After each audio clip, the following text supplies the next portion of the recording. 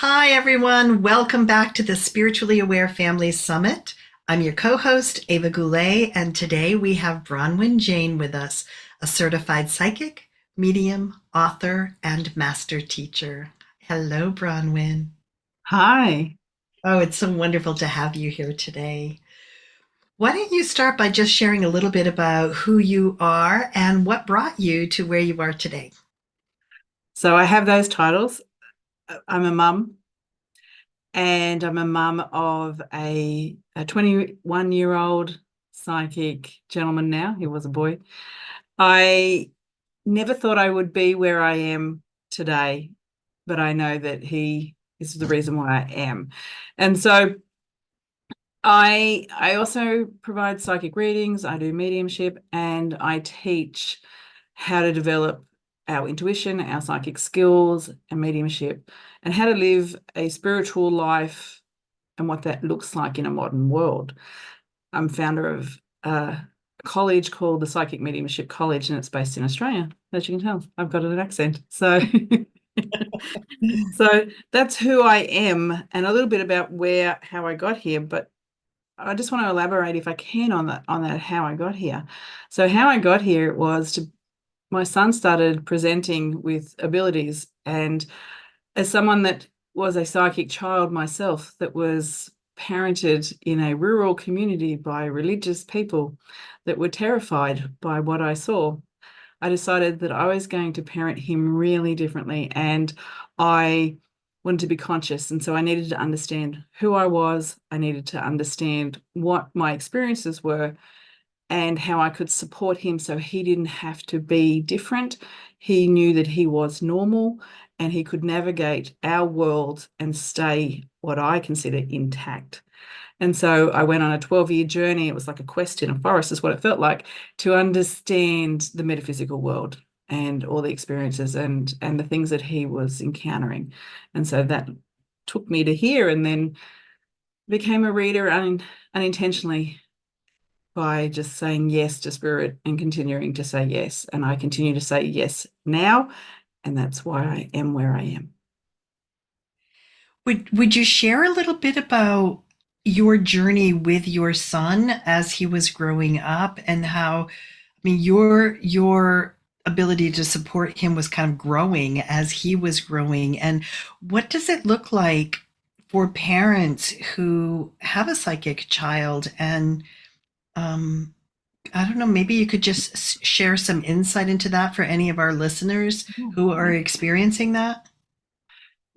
So it's my awareness that he was like me, showed up when he was really young.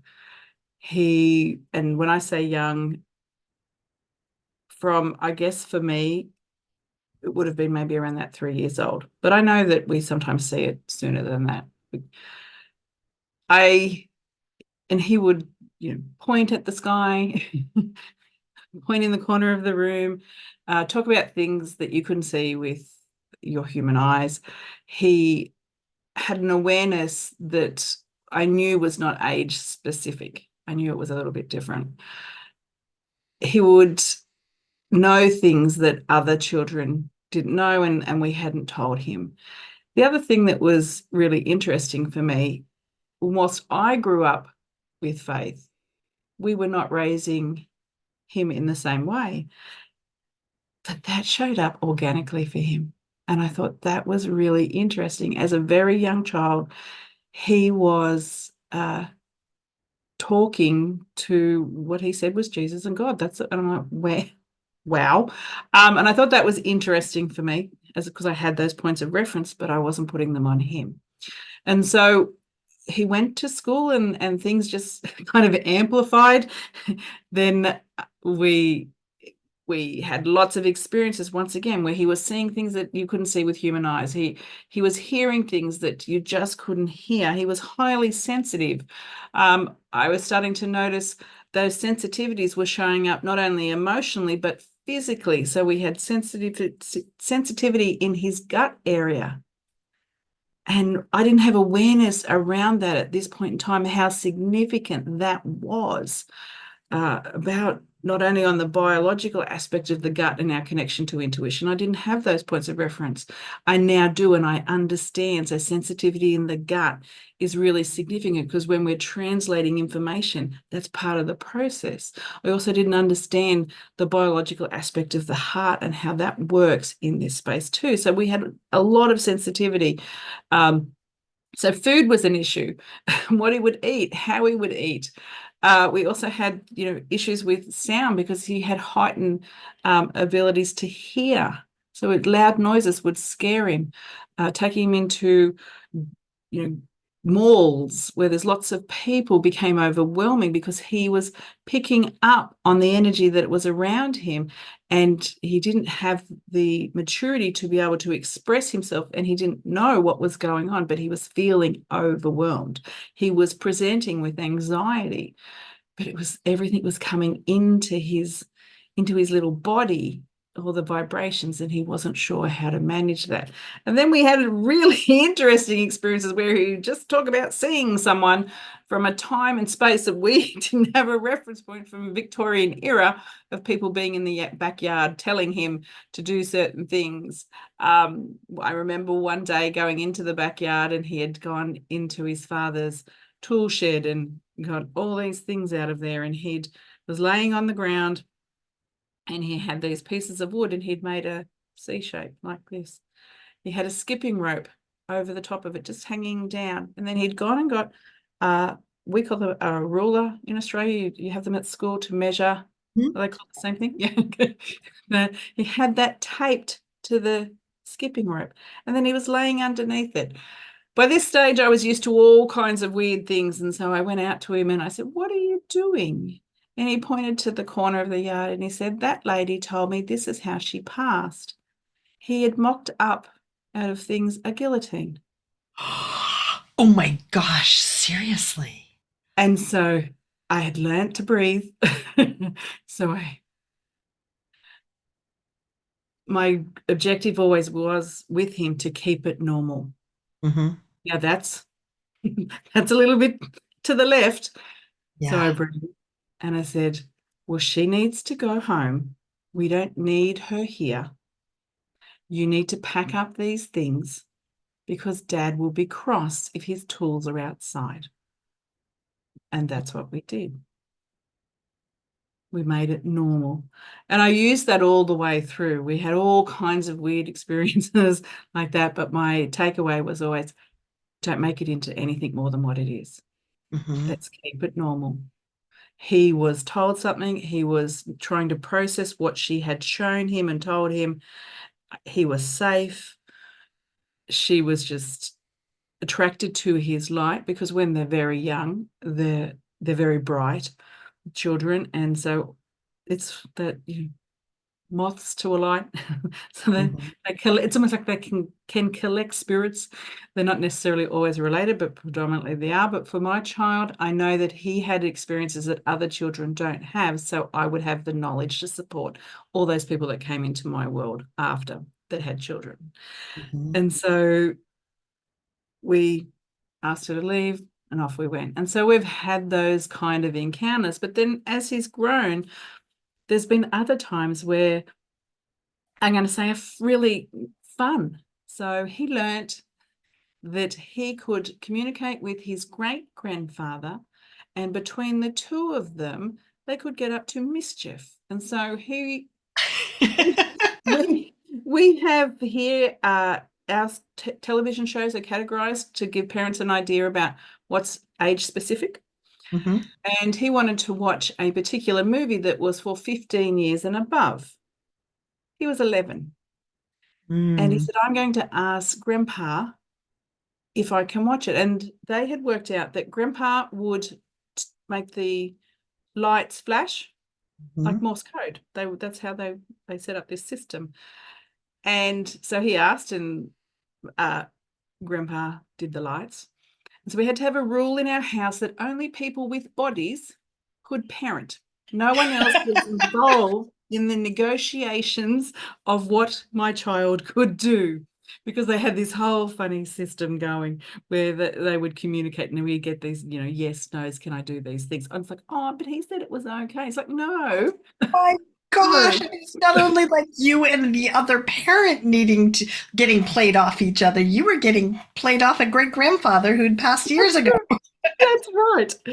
But the funniest one that's because there is so much joy in these experiences if we can open ourselves up to them. So my son, once again, he's an interesting boy. He's definitely been able to use all this to navigate life, and he's not necessarily the best at math. So once again, he was in middle school. He's not the best at math, and he came home and he got this fabulous grade. And I said to him, that's awesome. Like, congratulations. And he said, I just asked Grandpa and Grandma the answers and they told me and I wrote them down. Oh my And I gosh. said, you're supposed to show you're working. You can't just write the answer. And also, that's not what they're for. Not what they're for. So, as I said, it's teaching them also how to, embrace who they are, connect with their loved ones like a family in spirit, but also we need to teach them boundaries, what's appropriate. There's a lot of things that go into parenting a psychic child, but it can be fun. It's not scary. And even when I talk about that first situation, it wasn't scary. And Mhm. the reason why it's not ever anything that I fear is because spirit, and I understand this as a medium, spirit are not here to hurt us. They're here to support us. And predominantly who will be around our children are our family in spirit or even ancestors that your child may not have met, which was the situation with my son with the lights, here to be part of our world. So we move into teenage years and it changes yet again. And so in those teenage times, what I noticed was as we have peaks in hormones, there is a Mhm. peak in ability. There's a direct correlation between what happens physically and in this energetic space. And so we have Ooh. to be aware of that to know that there's certain ages where you're going to notice a peak if the child hasn't been impacted and shut down, because when they go into middle school, they can be influenced by community and their peers and close themselves off. And then we can have a whole lot of other situations that we have to manage through that because they're becoming a little bit disassociated from their true self because they're getting a lot of things projected on them. So navigating that is important as a parent.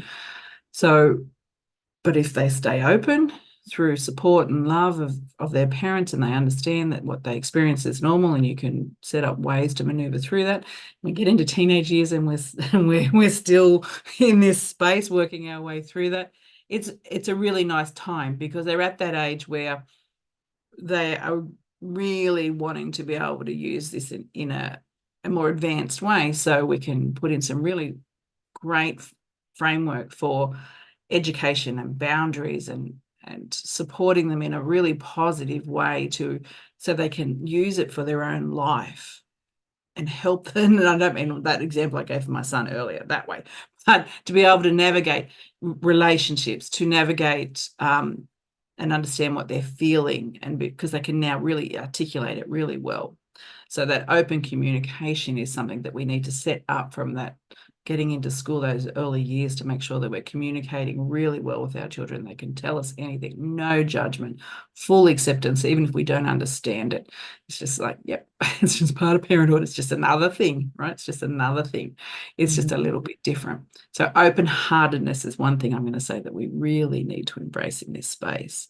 But teenage years, and even younger now, they're online. So we have to be aware of what they're finding I use the word loosely, but gurus and what's Mhm. the ethics of those people and what type of things are they looking up, and even in that space too, the teens can be quite interested in, I'm going to say, the shadow aspect of energy.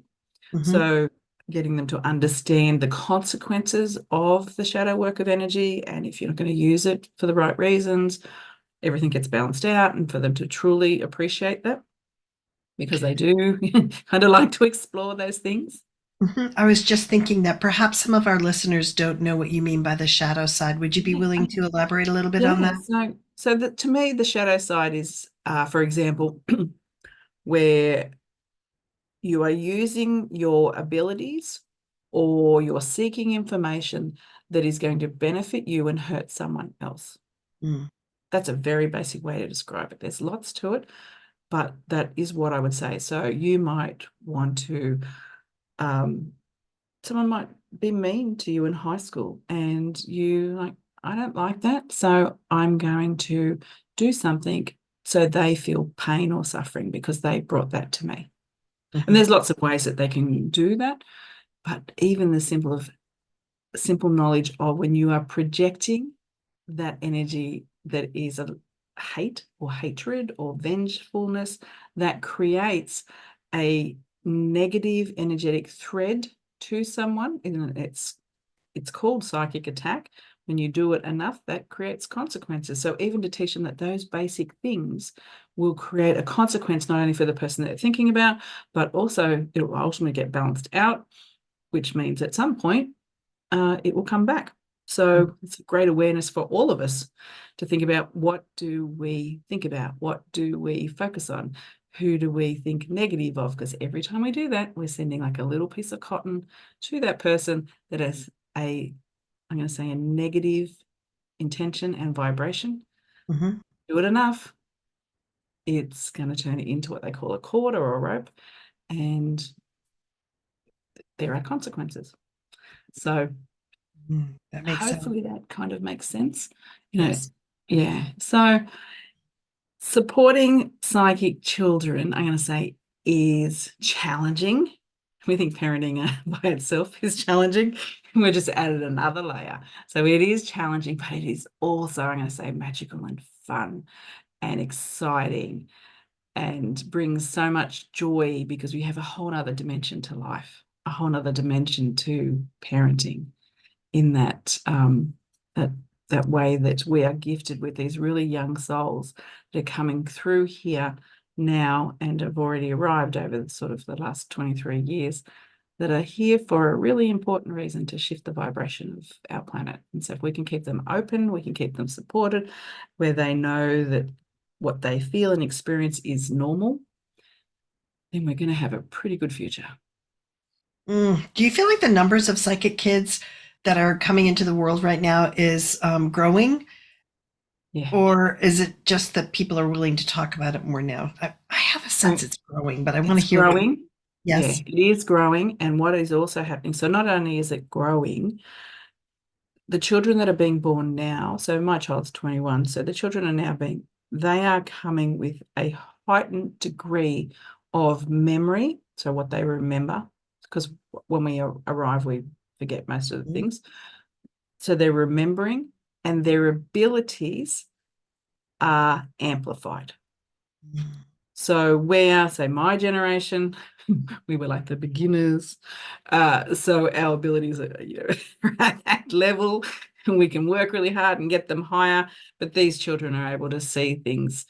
Some of them can see what's in our space, and we think our air is empty. So some of them can actually see the sacred geometry, the gold sacred geometry that fills our space, to be able to hear very easily things that are in other dimensions.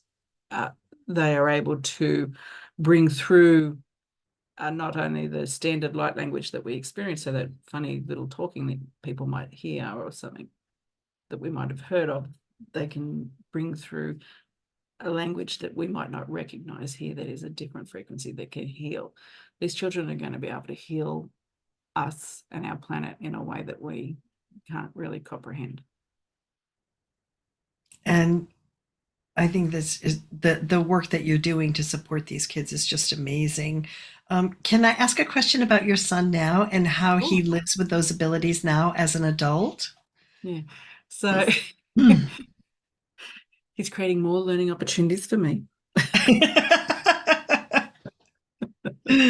And he is, because I had a real intention to allow him to be open the whole way through. The things that someone would be normally learning a little at his age or older, he learned at 11 years old. So now he's really curious about quite advanced metaphysic topics. So that's an interest for him. He's always been interested in history, and that's a common thing with psychic children because they're connected to maybe people from the past, and so they want to understand that. So he's always been interested in that, but now it's a real ancient study. He's really interested in uh, the quantum space. So he does a little bit of what we would call readings, Mm-hmm. but it's not something that he's really drawn to. He knows that he's here to heal in a more collective space, but he hasn't actualized that yet, and he's a bit Mm-hmm. impatient. That's a problem. Old soul, young body, bit impatient. So it's like you got a lot of time. So we're trying to still keep life normal, and we make sure that he is grounded all the time. So as luck would have it, he is currently working in horticulture, so he gets to be there and talk to the plants all day, just so he's nice and grounded. But he has a That's a nice balance. perfect thing, isn't it? Perfect. Yeah, yeah. Yeah. And Yeah. yeah, it is. And once again, he just allows himself to have those experiences and come back. And he's developing skills that are different now because he's doing that. He's connecting into the knowledge of how all the trees are connected and how they're communicating, and as he's potting them. So Mm. yeah. Cool. So I'd like to ask a question about working with your clients. Do you tend to work with people remotely, in person? Is it mostly parents you work with, the children? I know you have an entire video library, so I'd love to have you touch on that as well. But let's just explore you and your client base and how you work with people. So I work predominantly in this type of situation, so remotely through video. Initially, I work with the parents where we can understand what's going on. So it's an initial, I'm going to say, consult where we understand what's going on and the objective. Every family has different objectives, and we have to consider that, and we have to consider everyone involved. So if there's two parents, both parents' objective, so we work that out, and then based on that, then we set a plan for what we want to do moving forward, whether that is to support the child, and the child then comes into the sessions with a parent. It's always with a parent. So with a parent or both parents if required, or is the objective for the parent to learn so then they can pass the information on. So I meet the family where they're at, and I meet the family based on their objectives, because we have to consider when supporting a child, their family, what the extended family looks like, if there's other children, how that's going to impact the other children within the family. Sometimes there's more than one child, so we might have a couple of children, but one might have stronger abilities than the other. So we have to look at the whole. We also have to look at community and managing community and coaches and teachers. We want to, and what that environment looks like. Ideally, we would love to get teachers, if there's a special teacher that supports the child, if they're open, maybe share a bit of knowledge with the teacher so they can support the child so they don't feel different. If there's a sporting coach, we look at everything. If it's purely we just kind of want to get it under control and get some sleep. Sometimes it's as simple as that. It's like, this is driving our house insane. We just need to get them in bed. Right? It Mhm. might be that simple, and we that's all we're focusing. We will do that as well. Wonderful. Lots, Okay. lots of uh, tips, exercises, activities. We teach to ground. We teach how to have boundaries. What they're experiencing as far as see, hear, feel, sense, all the senses, uh, even in regards to being aware for, because quite often misdiagnosis will come up in school where someone will be labelled with anxiety, ADHD, autism, but they're got they're highly sensitive and they've got energy overload. So we quite often will have to look at that as part of our exploring what's happening. So it's all encompassing. That's a lot.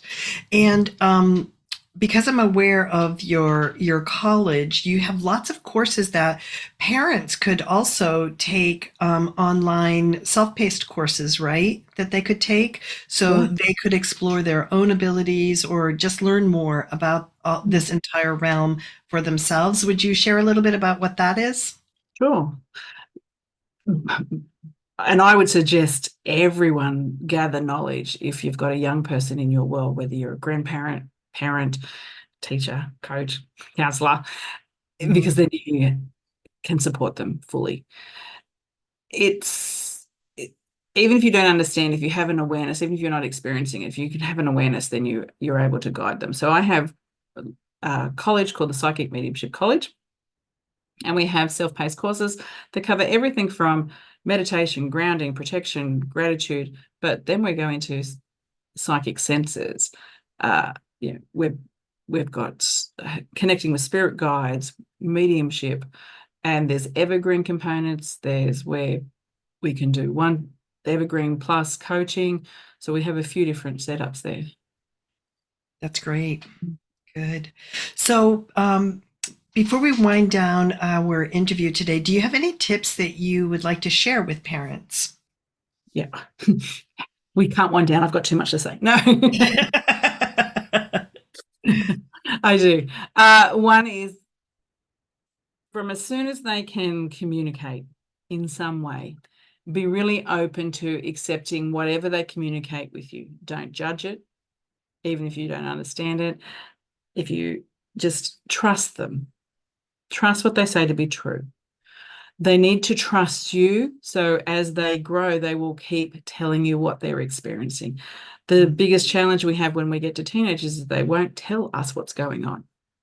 And so we won't know, so we can't support them. So open communication without judgment is the number one tip, I'm going to say. Make sure they are grounded. Learn how to ground your child. When they become overwhelmed with energy and it presents like anxiety, know how to ground them. Make sure they have a grounding practice that's something that they connect with frequently. To me, it should be daily. Yeah. The create a system where they can be open but safe. At my son, we had a code word. So when he was in school and he would want to talk about his experience and all his friends were around, kids can't keep it in. They want to tell you as soon as, as soon as it's bubbling up.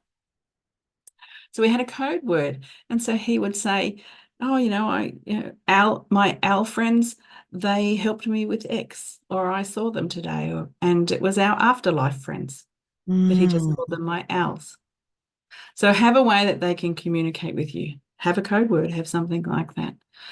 Try and get knowledge for yourself. That will really help you because then you can support them. Then you'll be able to understand on a level. And you never, never know. Your child got it from somewhere. mhm. It's normally in the family. It could be you.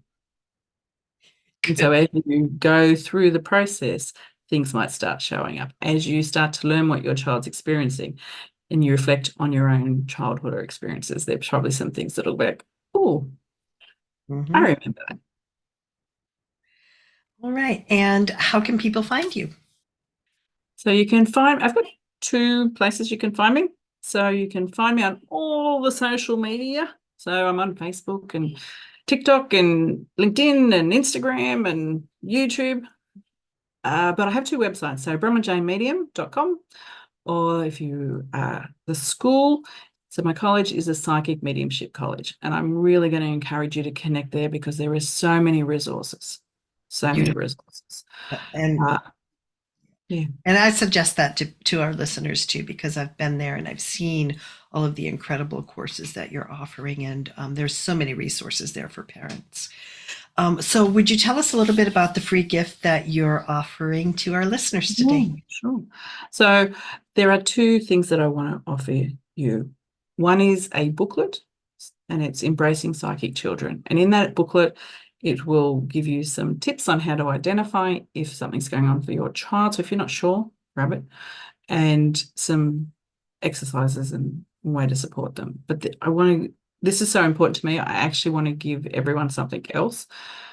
And I want to give you a free video course. And in that video course, it goes through what the archetypes based on age, so you can identify your child. It will talk about if these things are happening for a particular age, what to expect.